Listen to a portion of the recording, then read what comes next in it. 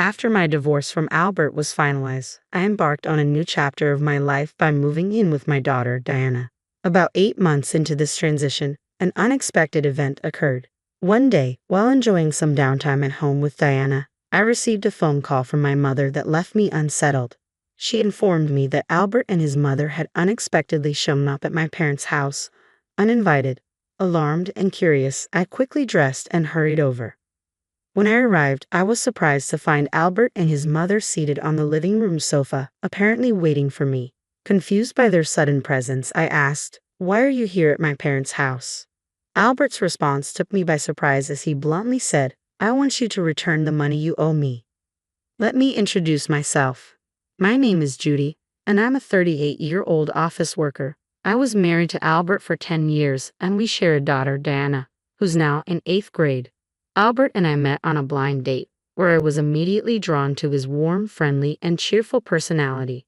Our connection grew quickly, evolving from high school sweethearts into life partners.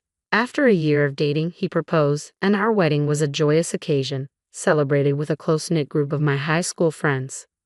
We were all deeply intertwined in each other's lives, sharing in major milestones.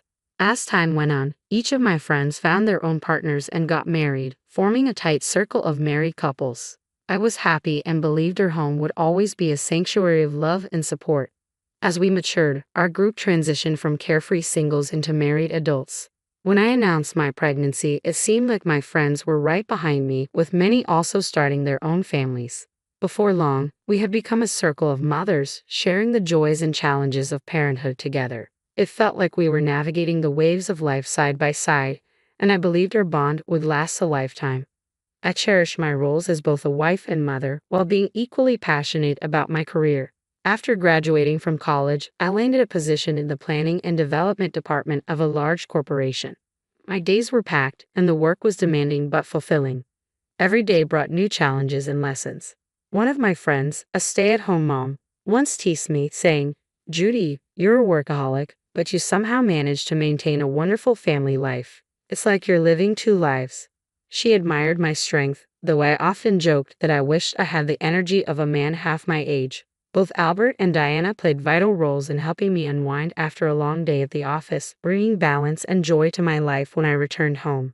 As I walked through the door, I was greeted by Diana's bright voice, "Oh, Mommy, welcome home." Her youthful enthusiasm and warm hugs melted away the fatigue of the day.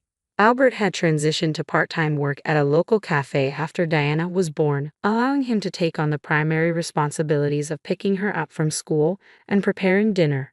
This arrangement not only supported my career but also ensured that I returned home to a freshly cooked meal, which was a tremendous relief. Albert's thoughtful cooking allowed me to unwind and feel rejuvenated. Evenings at home became a cherished ritual. Diana and I would often take baths together, chatting about our days and sharing little stories. These simple, everyday interactions were a source of immense joy and fulfillment. My life felt like a beautiful balance of professional achievements and home life bliss, all made possible by the unwavering support and kindness of Albert and Diana. Their encouragement not only fueled my energy but deepened my dedication and passion for work. Together, we had crafted a life that was both busy and rewarding, proving that with the right support, it was possible to have it all. As my career progressed and I achieved significant milestones, I was rewarded with a promotion. With this new position came increased responsibilities, leading to more overtime and later arrivals home. By this time, Diana had grown older and better understood the demands of my job, which allowed her to manage more on her own. Meanwhile, Albert also began increasing his hours at the cafe, further immersing himself in the world of coffee. Recently, I've taken to exploring various coffee shops, enjoying the unique coffee beans they offer. Just today, I had brought home some beans along with cakes from a new bakery I had discovered. I suggested we enjoy them together with a cup of coffee, excited to share this with Albert, who had become quite passionate about roasting and experimenting with different types of beans at his job. The coffee he brewed at home had become exceptionally good. Though Albert and Diana were always supportive of my career, I couldn't ignore the subtle changes within our family. Despite their understanding, I began to notice a gradual distancing between us. The first sign something was amiss came when Diana approached me with concern. "What's up? You wanted to talk about something," I asked her the other day. When I went to see a movie with friends, I saw Dad with another woman, Diana revealed, her voice tinged with uncertainty. I froze, completely caught off guard by her words. She continued, they weren't holding hands or anything, but they seemed close. Lately, I've noticed Dad talking on the phone a lot before you get home. Sometimes he's so into it that he doesn't even listen to me. He looks really happy when he's on the phone. At first, I thought he was talking to you, but after seeing him with that woman, I'm starting to wonder if he's been talking to her instead. As she spoke, I could see the sadness in her expression. Diana was in middle school, and it was clear she was becoming more aware of things like this. It hurt me to see how troubled she was. The idea that Albert, who I believed always put Diana first, might be involved with someone else was devastating. I knew I had to handle this delicately for the sake of our family. I'm so sorry, sweetie. I had no idea we were making you feel this way. I've been too focused on work, haven't I? I said, feeling a pang of guilt as I looked at her. Diana quickly reassured me. No, it's okay that you work hard, Mom. Don't feel bad about that. Her maturity in that moment was beyond her years, and I was deeply touched by her understanding. Thank you, Diana, I replied, my heart heavy. I'll talk to your dad about this. If it turns out he's having an affair, I might have to consider a divorce. Is that something you're okay with? She nodded solemnly. I don't like the idea of Dad having an affair. Knowing that and still being with him would just make me feel worse. Seeing Diana so distressed made me realize how much I had been overlooking our family's needs. Determined to confront this head-on, especially since Diana had been brave enough to bring it up, I decided to hire a private investigator to look into Albert's activities. The results were just as heartbreaking as I feared.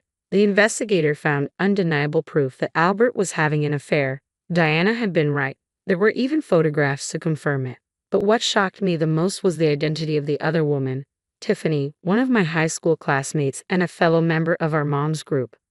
I was more hurt by the betrayal of a trusted friend than by Albert's infidelity. Tiffany, a stay-at-home mom and someone I thought was a loyal member of our group, had her own young child yet still chose to engage in an affair with Albert, neglecting her family responsibilities. When I saw the evidence, I felt overwhelmed with emotion. Alone in my room, I was grateful that Diana hadn't walked in on me during that moment. The photos would only add to her distress. I wasn't ready to confront Albert yet, nor could I let Diana see these disturbing images. I took a few deep breaths to steady myself.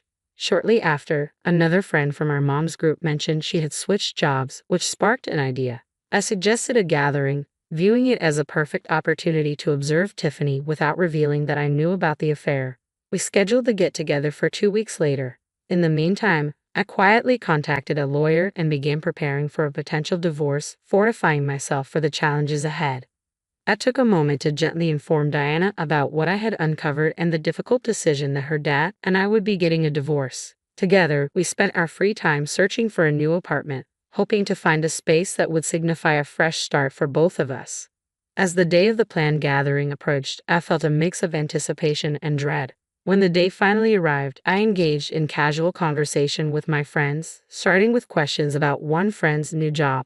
We all shared updates on our lives, and Tiffany appeared oblivious to the fact that I knew her secret. During our conversation, she lamented her routine, saying, I'm just a housewife stuck in the same routine, unlike all of you who have careers and don't have to work because your husbands support you. Another friend quickly pointed out, I do appreciate my husband, to which Tiffany responded, but sometimes, feeling a bit bored, I decided it was time to address the elephant in the room. So, is that why you're having an affair with other people's husbands? I asked, turning directly to Tiffany. The room fell silent, and the casual ambience quickly shifted to tension. Ah, Judy, what do you mean by that? Tiffany stammered, her face draining of color. It seems that Tiffany is having an affair with my husband, Albert, I declared plainly. What? No way, you must be joking, another friend interjected, attempting to defend Tiffany as disbelief spread through the group. Tiffany seized the opportunity to deflect. That's right, Judy. What are you talking about? You must have confused me with someone else. Oh, really? I countered, my voice steady. Then why don't you all take a look at this? I reached into my bag, pulled out the photos, and spread them across the table for everyone to see. The room erupted in gasps of disbelief. Oh my gosh, they exclaimed, turning to Tiffany for explanations. Clearly caught off guard and unable to deny the evidence, Tiffany covered her mouth with her hand. I'm sorry, she began, her voice trembling.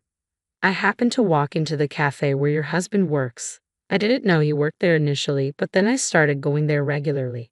My husband provides for me, but he's been neglecting me since we got married. I was feeling lonely. Tears began to form in her eyes, but despite her emotional response and attempts to justify her actions, the betrayal cut deep. An affair, particularly with a friend's husband, was a breach of trust that was hard to overlook. While her reasons might explain her actions, they didn't excuse them. The revelation was painful but necessary, confirming the suspicions I had begun to harbor and reshaping the dynamics of our friendship and personal lives. Throughout the confrontation, I maintained my composure, unaffected by Tiffany's tears. I'm sorry to everyone else here, but Tiffany, I need to let you know that I will be seeking alimony from you, I announced firmly. Earlier that day, I had taken a formal step. I sent a certified letter to your mailbox. Tiffany's face fell as she absorbed the weight of the situation. Oh no, she murmured, a mix of worry and disbelief lacing her voice. How could he do something so terrible? It's far worse to have an affair with a friend's husband, especially when you're married and have a child, I replied, steady and resolute. You need to face the consequences and make amends for your actions. Tiffany, visibly shaken, nodded in acknowledgement. One of my friends chimed in, we really can't trust you anymore, Tiffany. With that, we left the restaurant, leaving Tiffany to grapple with the fallout. Once I dealt with Tiffany, it was time to confront Albert. I was fairly certain that Tiffany had already informed him about what had transpired. When I arrived home, Albert was waiting at the door, panic etched across his face. What have you done? I just got a call from Tiffany. Are you making our affair public? How could you be so terrible? You acted like a good husband while cheating on me. And no, it's not just about exposing Tiffany. How could you do that to her family? I retorted. My tone was firm as I continued. It seems people who have affairs think alike. You believe that as long as the other person doesn't find out, it's not a big deal.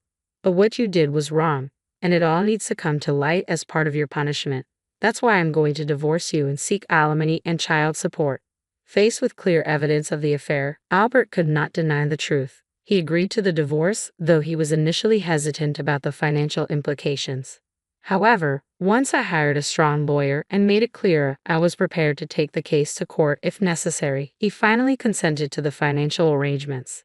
After the divorce, Albert sold the house we had lived in and moved to a new apartment. I pursued and received alimony from both Albert and Tiffany, totaling $50,000 from each, along with child support from Albert. Once everything was settled, Diana and I began our new life together. Though the ordeal had been deeply traumatic for me, it marked the painful yet necessary start of a new chapter. In the aftermath of my divorce, I found solace and a chance to rebuild my life with Diana.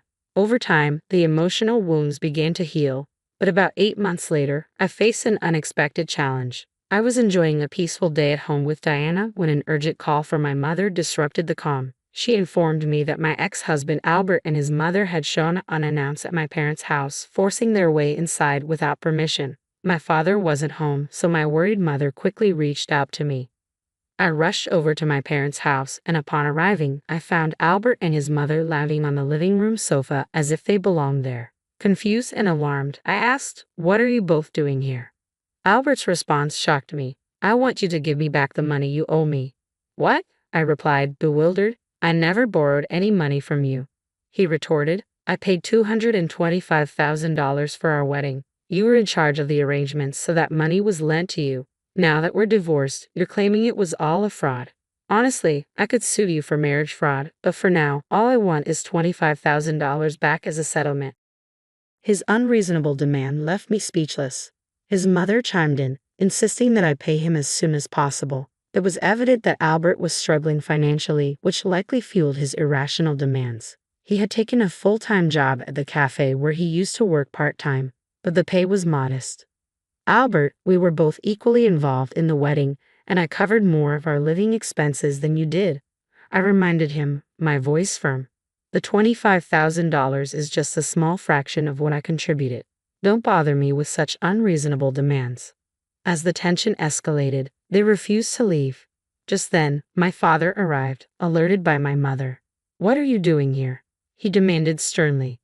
Albert repeated his claims to my father, who, though usually calm, was visibly furious and shocked by Albert's audacity. It's your fault for having an affair in the first place. If you're going to make such outrageous demands, get out of here, my father asserted, trying to expel them from the house. In a desperate turn, Albert fell to his knees and begged, "Please, Judy, lend me money. Not only are you demanding alimony, but Tiffany's husband is also after me, and I can't afford it. Even $6,000 would help." It was disheartening to see him in such a state, but I responded firmly, "No, I can't do that. Go home." The situation highlighted Albert's deep desperation, but it reaffirmed my resolve to maintain boundaries and protect my family's peace. As the confrontation escalated, my father intervened, suggesting he'd handle it. "Fine, I'll get the money. Just wait here," he said calmly, walking me to another room. Curious, I followed him. With a mischievous grin, he said, "Well, I have plenty of money. Since we have it, why not give it to them?" He opened the closet and pulled out some cash, creating an air of suspense. I wondered how this would play out. My father put the bills into an envelope and handed it to Albert. With satisfied faces, my ex-husband and his mother left, thinking their scheme had worked. As soon as they stepped out, I locked the door behind them and quickly called the police. It didn't take long for Albert and his mother to realize the money was fake. They rushed back, pounding on our door in anger. "What's going on? This is Monopoly money. I don't want this fake cash," Albert shouted, his voice thick with fury. I couldn't help but laugh as I responded through the door. "Since we have so much of it, I thought I'd share it with you." Albert's frustration peaked, and he began kicking the door. Their actions only escalated the situation further. Fortunately, the police arrived just in time to catch them in the act, drawing the attention of the neighbors, many of whom witnessed their arrest. In the end, not only did Albert not get any money, but he was also fined for the disturbance and had to cover the damage to our front door. Ironically, one of the bystanders was a regular at the cafe where Albert worked, and word of his antics spread quickly. As a result, Albert lost his job and struggled to find new work, ultimately moving back in with his parents. His in-laws had to cover his alimony and child support payments. To safeguard my family further, I filed a restraining order against my former in-laws, ensuring that any future incidents would lead to an immediate police response. Now, life is more peaceful and fulfilling. I'm devoted to working hard and cherishing the time spent watching my daughter, Diana, grow up.